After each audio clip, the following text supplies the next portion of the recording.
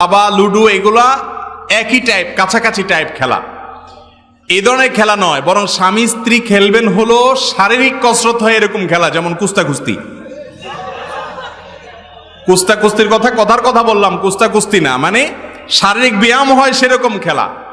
আমাদের প্রিয় নবী সাল্লাল্লাহু আলাইহি সাল্লাম আম্মাজান আয়েশা রাদিয়াল্লাহু তাআলার সাথে দৌড়াদৌড়ির প্রতিযোগিতা দিয়েছেন। দৌড়াদৌড়ি, নবীজির শরীরে 40 জন জান্নাতি যুবকের শক্তি ছিল, তিনি অনেক শক্তিশালী মানুষ ছিলেন। আয়েশা রাদিয়াল্লাহু তাআলা বয়সও ছোট, আবার মেয়ে মানুষ, আবার খুব হ্যাংলা পাতলা ছিলেন। ইফকের ঘটনায় হাদিসে বিবরণ আছে যে তিনি যখন পালকিতে উঠে বসতেন তখনও পালকির যা ভার হতো, তিনি যখন পালকিতে না বসতেন তখনও একই ভার হইতো, মানে এত পাতলা ছিলেন। তাহলে একে তো হ্যাংলা পাতলা, আবার বয়সে ছোট, আবার মহিলা মানুষ, আর নবীজি সাল্লাল্লাহু আলাইহি সাল্লাম বয়সে বড়, সুঠাম এবং শক্তিশালী মানুষ, আল্লাহ প্রদত্ত বিশেষ পাওয়ার আছে। এই মানুষটার সাথে দৌড় প্রতিযোগিতা দিয়েছেন নবী করিম সাল্লাল্লাহু আলাইহি সাল্লাম। সুবহানাল্লাহ। স্ত্রীর সাথে কি দৌড় প্রতিযোগিতা? দৌড় প্রতিযোগিতা। তো দৌড় প্রতিযোগিতা খুব স্বাভাবিকভাবে আয়েশা রাদিয়াল্লাহু তাআলা হেরে গেছে, কারণ উনি তো রাসূল সাল্লাল্লাহু আলাইহি ওয়াসাল্লামের সাথে পারার কথা না। রাসূল সাল্লাল্লাহু আলাইহি ওয়াসাল্লাম জিতে গেছে। এবং জিতে গেলে মহিলারা সাধারণত একটু কি হয়, মন খারাপ করে।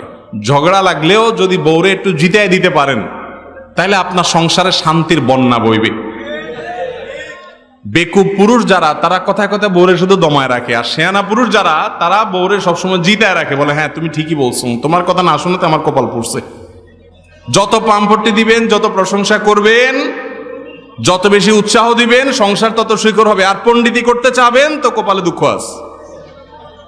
নবী করিম সাল্লাল্লাহু আলাইহি সাল্লাম প্রথম দৌড়ে যখন দেখলেন আম্মাজান আয়েশা হেরে গেছে, মন খারাপ, বলছেন না চলো আবার একটু কম্পিটিশন করি। তা আবার দৌড় দিচ্ছেন। এবার রাসূল সাল্লাল্লাহু আলাইহি ওয়াসাল্লাম ইচ্ছাকৃত হেরে গেছে।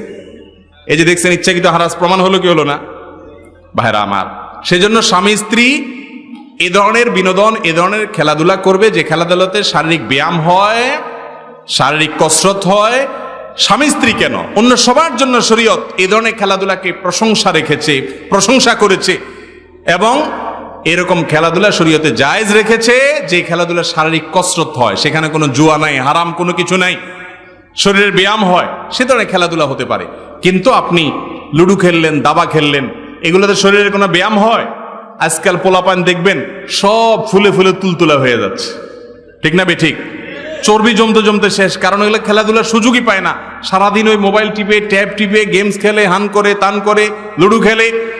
আমাদের যখন ছোট বাল্যকাল ছিল, আপনারা যারা বেশিরভাগ মানুষ সিনিয়র যারা আছেন, বয়সে 40-এর বেশি যাদের বয়স, তারা ছোটবেলায় দৌড়াইছেন, লাফাইছেন, গোল্লা খেলছেন, ফুটবল খেলছেন, হাডুডু খেলছেন, শরীরে চর্বি জমারই সুযোগ পায় নাই, সুস্থ আছেন। আর এখনকার পোলাপান ছোটবেলা থেকেই একেবারে ফার্মের মুরগির মতো হয়ে যায়।